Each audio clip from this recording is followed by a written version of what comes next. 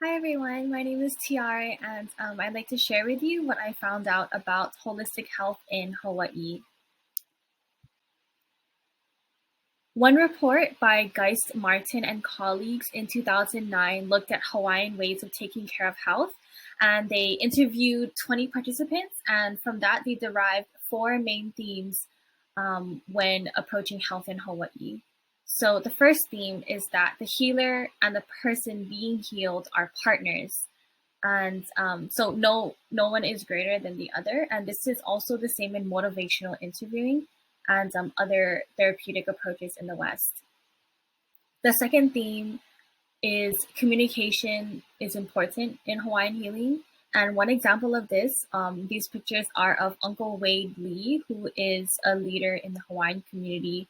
He's a kapuna or an elder, and he's known for helping families and helping youth to like at-risk youth of substance use and other mental um, illnesses.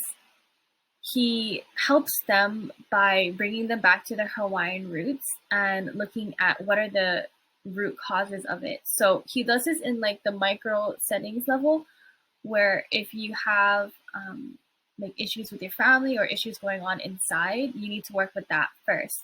So this top right hand corner picture, he's at he's helping teens to learn how to forgive. And then the other two pictures are him going out in the environment and like being in a healthy environment with the kids.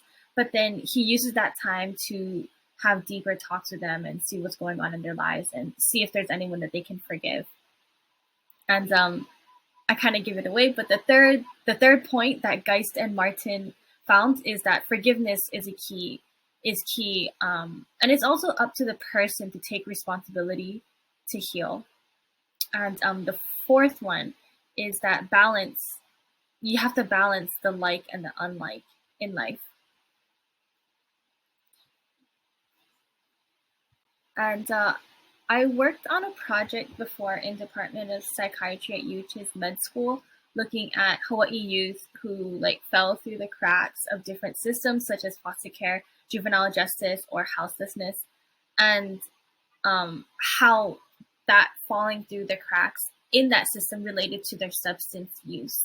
So we reported our findings to like policyholders so that they knew where to allocate their money. And this quote is from the report. So one team spoke to the importance of a healthy environment.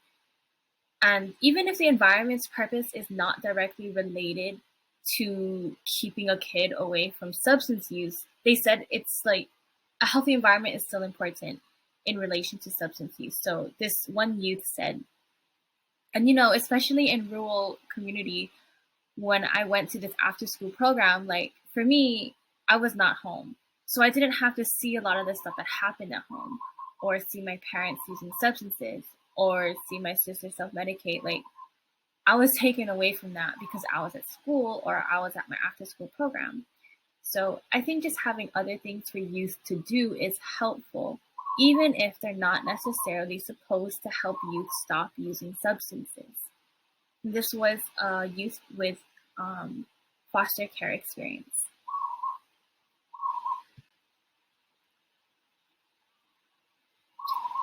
So also talking about that project that we we did. So I'll go a little more about what that project was that I helped. So we interviewed youth of different systems within the community, and we just asked them like, well, what worked for you, what didn't, and what they think could help youth stay away from substances, and like what like preventative measures and how can we help them.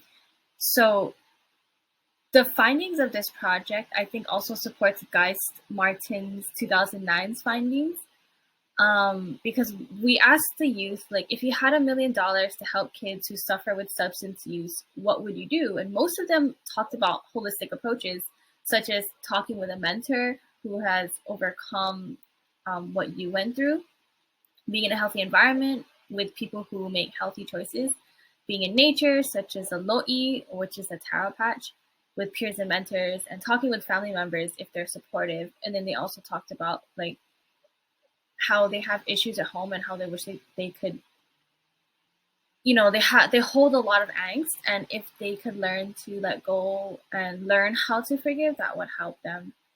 And it's it's interesting that they also talked about the individual needing to take responsibility for healing, saying that like it's up to you if you want to take the help or not, which is interesting coming from like someone under 18.